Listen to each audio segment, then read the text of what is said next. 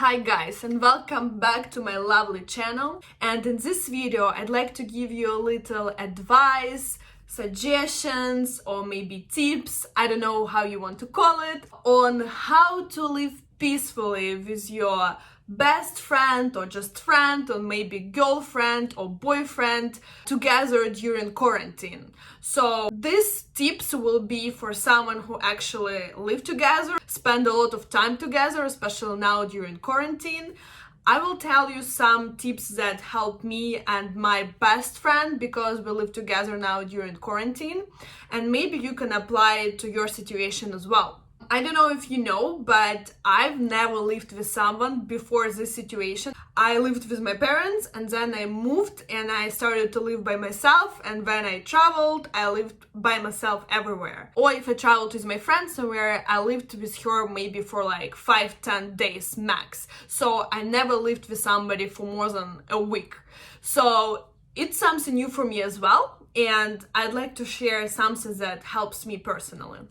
As always, I have my tips in my laptop, some points, so, my eyes will be going left side sometimes a bit.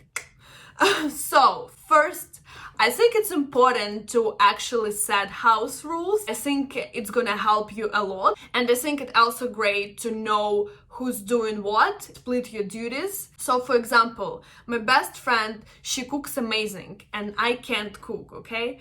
And I let her cook and she does a great job, and I wash dishes, for example. Yes, it's not the best, but that's how a rule works, right? Or for example, the same you can do about cleaning, someone cleans kitchen, someone cleans bedroom. So I think it's important to split your house duties, and I think it's important to set ground house rules.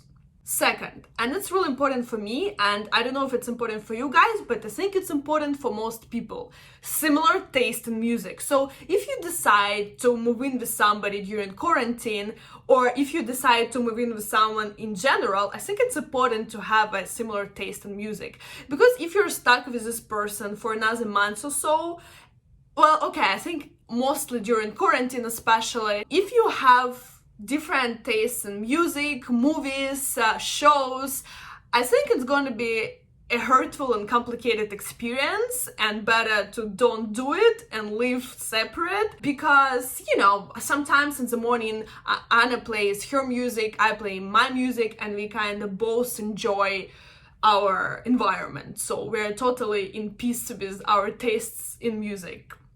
And I think it's great to kind of in the evening watch a show that I really like with her, and she's gonna enjoy it as well. Of course, you can always go to your separate rooms and watch whatever you want, but again, especially during quarantine, it's important to connect and stay together and share similar thoughts and experiences on different things. Third, I think it's really cool to find some activities that you like to do together, and kind of stick to this routine and encourage each other to actually keep up with this habit.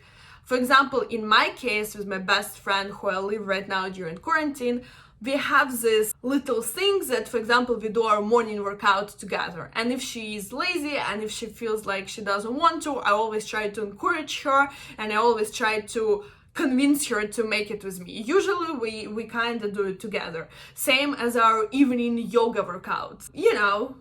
Time to time, but we usually do it together as well. And I think it benefits us both, because when we do our gym together and I become a bit lazy during our training or during our gym session, she's always like, Valerie, keep it up, don't die, you can do better, So she is always supporting me, and I think it again benefits us both. Fourth, and I think it works for relationships, it works for friendships, it works for everything in life. If you don't like something, and if you don't feel like something is going right, just voice it, just tell it. Make sure you don't keep it inside, and you voice your problem and you discuss it. And I think it's gonna make your life easier in your future. Fifth, again, friendships, relationships, living together during quarantine, compromise. I know some people will be like, oh my god, compromise. I don't know if I spelled it correctly. I hope. My best friend actually, who lives with me, she's proofreading and proof watching my videos. she's gonna tell me if I'm telling it wrong, and I'm gonna put some quote that I'm gonna be like, I'm sorry, my English is great, but you know, I have my Russian accent, so deal with that. Okay, so what we were talking about compromises. Yeah, it's really important, and it's important to understand that there is no need for a huge argument, especially if you stuck together in one place for another month or so. So I'd say better compromise, better try to find this middle and understand how it can work for me and for you and for us together. 6. Respect each other and make sure you guys have personal space. So I think it's important to kind of do some activities together, and I think it's important to maybe listen to a couple songs together and watch a couple shows together, but we all want our personal space and our personal time, and I think it's important if person wants to kind of go lay by herself and enjoy her, I don't know, bachelor show. I think you shouldn't be there, and make sure she has her time to herself, and then she'll be even more happy to talk to you and to spend even more time with you. Again, I think it works for relationships, for friendships, and for peaceful living during quarantine as well.